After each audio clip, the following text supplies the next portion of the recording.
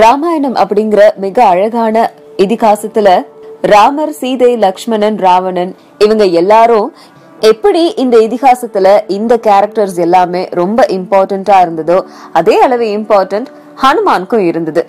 ஹனுமான் ஒரு பேச்சுலர், அவர் ஒரு சுத்த பிரம்மச்சாரி அப்படின்னு தான் நம்ம எல்லாருமே இது வரைக்கும் கேள்விப்பட்டிருக்கோம். ஆனா அவருக்கு ஒரு மகன் இருக்கா அப்படிங்கறது யாருக்காவது தெரியுமா? அந்த மகனோட பேரு மகர்த்வாஜ். ஆனா இது பல புராணங்கள்ல சொல்லப்பட்டது கிடையாது. ஹிந்து சாஸ்திரத்துல ஒரு சில சாஸ்திரத்துல தான் சொல்லப்பட்டிருக்கு. சாஸ்திரத்துல என்ன சொல்லப்பட்டிருக்கு அப்படின்னா, ஹனுமானுக்கு ஒரு மகன் இருக்கிறதாகவும் அவர் பேரு மகர்த்வாஜ் அப்படின்னும் அவரு பாதாள லோகத்தோட கார்டியனா இருந்தாரு அப்படின்னு சொல்லப்படுது.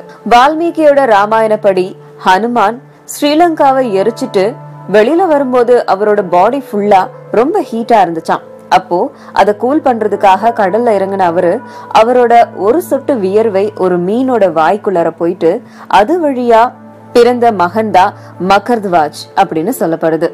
அந்த மீன் அஹிர்வானா கிங்டம் ஆளுங்க கையில மாட்டுச்சு.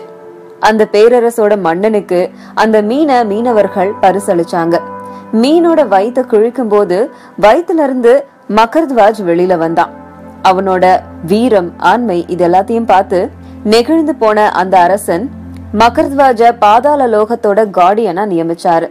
ஒரு முறை ஹனுமான் பாதாள லோகம் வழியா ராமரை தேடி வரும்போது அந்த இடத்துல தன்னோட மகனான மகர்த்வாஜ சந்திக்க நேரிட்டது. மகர்த்வாஜ் அவரை பார்த்த மாத்திரத்திலே இவர்தான் தன்னோட தந்தை அப்படிங்கறது தெரிஞ்சுக்கிட்டாரு. அந்த விஷயத்த ஹனுமன் கிட்டையும் சொன்னாரு.